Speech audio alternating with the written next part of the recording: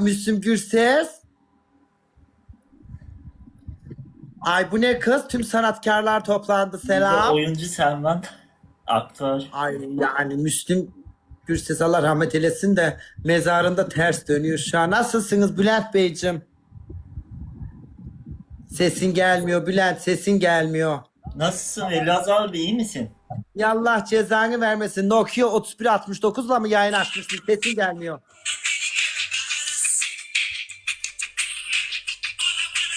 Elazığ abi PK atalım. Ay çıksanıza. Ay Bülent dedi. Van ay Selman bir defol. Kız Bülent. Ay Allah kahretmesin. Arabik. Ay. Kız çıkın buradan. Ya Allah kahretmesin.